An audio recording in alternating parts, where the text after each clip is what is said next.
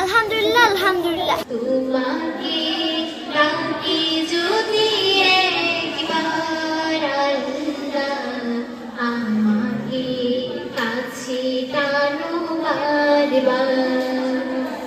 অসীম কুয়াশা জাগে শূন্যতা ঘিরি, রাত পোহাবার কত দেরি। পাঞ্জেরি আকুল হইল প্রাণ, নাচিল ধবনি, কি মধুর আজানের ধ্বনি। আসসালামু আলাইকুম, আমি তানিয়া জাহান মনিরা কক্সবাজার আদর্শ মহিলা কামিল মাদ্রাসায় সপ্তম শ্রেণীতে জিপিএ 5 পেয়ে প্রথম স্থান অধিকার করে অষ্টম শ্রেণীতে উত্তীর্ণ হয়েছি।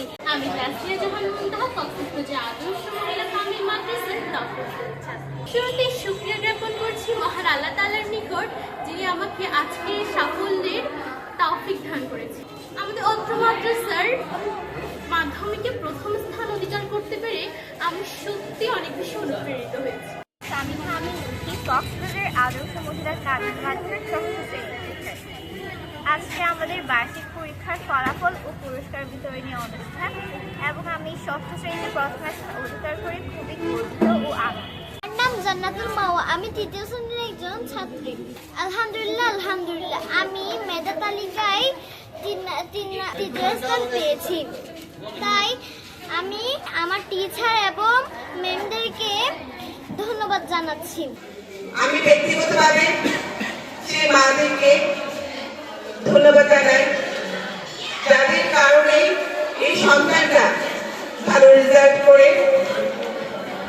আমাকে যদি কেউ বলে আপনার মনোবাসনা কি, তাহলে আমি একবার কি বলবো, আমি একজন সফল মা হতে চাই। নেপোলিয়ন আসলে ঠিকই বলেছেন, আমাকে একটি শিক্ষিত মা দাও, আমি তোমাকে একটি শিক্ষিত জাতি উপহার দিব।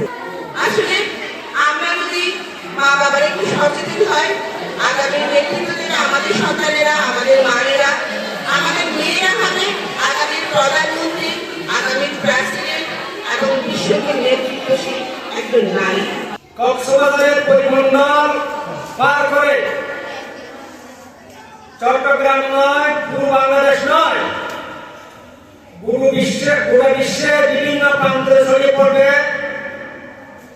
আমাদের মেয়েরা হবে অদূর ভবিষ্যতের জাতি গঠনের অন্যতম কারিগর, অন্যতম কর্ণধার। আমাদের মেয়েদের থেকে বেরিয়ে আসবে ফিলোসোফার, ডাক্তার, প্রকৌশলী, ওয়ার্ল্ড ফেমাস স্কলার, যার প্রমাণ আমরা ইতিমধ্যে পেয়েছি। আমাদের অনেক মেয়েরা আজকে এই বাংলার প্রান্ত ছেড়ে পৃথিবীর অন্য প্রান্তে সফলতার মুখ দেখতে পাচ্ছে, যার সফলতা আমরা এখানে মুখ করতেছি। বিগত সেপ্টেম্বর 2024 সালে এই মাদ্রাসা একটা বড় ধরনের পথ পরিবর্তন হয়, যার কারণে আমাদের যে কাঙ্ক্ষিত মানের লেখাপড়া, পাঠদান, পরিবেশ থাকা দরকার ছিল, আমরা সেটা হয়তো পূর্ণাঙ্গভাবে পারিনি।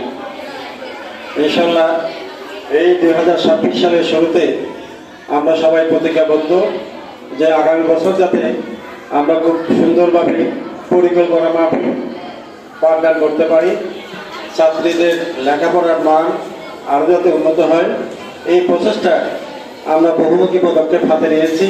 আমি বরাবরের মতোই বলবো, পড়াশোনার পাশাপাশি তোমরা একজন মানুষের মতো মানুষ হিসেবে গড়ে ওঠো। শুধু পরীক্ষায় রেজাল্ট ভালো করলে হবে না, জীবনে একজন সুন্দর এবং স্বচ্ছ মানুষ হওয়ার জন্য তোমরা তোমাদের পড়াশোনার পাশাপাশি চেষ্টা করে যাবে। এবং আমরা যারা শিক্ষক আছি, তোমাদেরকে পড়াশোনার পাশাপাশি এই শিক্ষাগুলো আমরা তোমাদেরকে ক্লাসে দিয়ে থাকি, যে একজন সৎ এবং আদর্শবান মানুষ হও, স্বচ্ছ মানুষ হও, সেখানে একজন মানুষের সার্থকতা।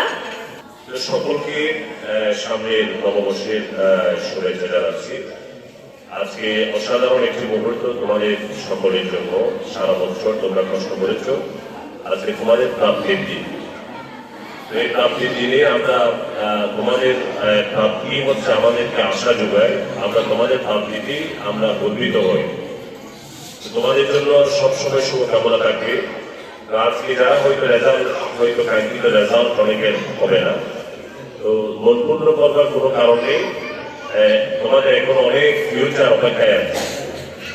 আগামী বছর এর জন্য দৃঢ় শপথবদ্ধ হয়ে, যে বছর হয়তো আমি ক্লাস পেলাম না, বেস্ট স্টুডেন্ট হতে পারলাম না, কিন্তু আগামী বছর সেরা ছাত্রীর বেস্ট স্টুডেন্টের তালিকায় আমার নাম ইনশাআল্লাহ থাকবে। এভাবে যদি আমরা দৃঢ় সংকল্পবদ্ধ হতে পারি, তাহলে ইনশাআল্লাহ তোমাদের সকলের জীবন ধন্য হয়ে যাবে। আমরা তোমাদেরকে নিয়ে গর্ববোধ করবো ইনশাআল্লাহ।